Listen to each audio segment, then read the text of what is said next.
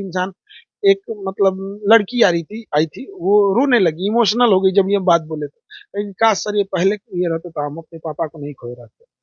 तो होता है ये चीजें, वहां पे लोग भी बड़ा उम्मीद से देखते हैं हमें।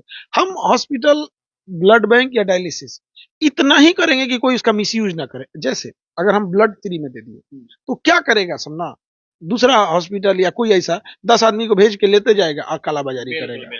तो कोशिश बस ये है कि इसका मिसयूज ना हो, उतना चार्ज रखा जाए कि मिसयूज ना हो, बाकी ऐसा कुछ नहीं, प्रॉफिट कमाने के लिए नहीं रहेगा वहां।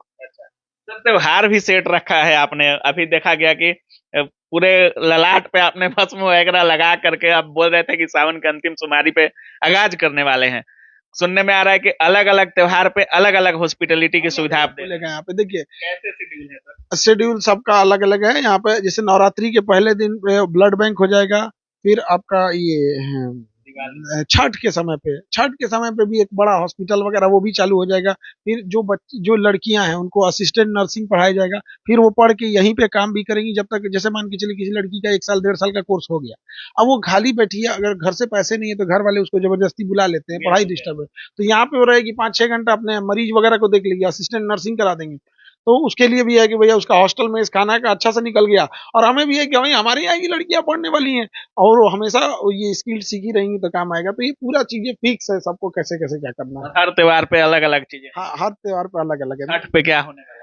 छठ पे हॉस्पिटल के और ब्रांच, मतलब बहुत सारे बच्चे हैं जिनका कहना है कि उनके किसी के पिता के हार्ट में स्टंट नहीं है, मतलब ये है, तो 2-2.5 लाख रुपए लग रहा है। तो अभी हम लोग इस पे वर्क कर रहे हैं ना कि ये जो 2-2.5 लाख रुपए लगते हैं हार्ट वाले में, इसको कैसे भी 30-40 हजार तक में कैसे लाया जा सके। मतलब शिक्षा जगत में जैसे ग्रुप डी से यूपीएससी तक गए हैं, अब मेडिकल में भी मतलब जीरो से ब्लड बैंक से लेकर के ऊपर तक के सवाल।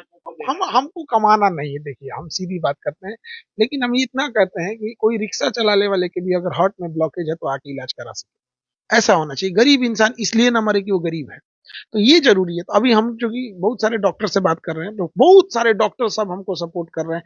दिल्ली एम्स से, मतलब वहां एम्स से 1-2 डॉक्टर ने कॉल किया कि सर आप बहुत अच्छा काम कर रहे हैं, मेरी जब भी जरूरत हो तो आप हमें बोलिएगा, हम बेझिझक आ जाएंगे। महीने में 30 दिन तो नहीं रह सकते हैं, लेकिन आपको 10 दिन जरूर दे देंगे। वो इतना बोलना ही मेरे लिए हिम्मत का काम हो गया। जब वो एम्स के डॉक्टर फोन कर रहे थे तो हमको हमको डर लग गया कि कहीं चाटो सुनाए मत। दुकान बंद करने पे लगे। टीचर लोग में कैसे होता है, एक टीचर दूसरे टीचर की बुराई ये करते रहता है।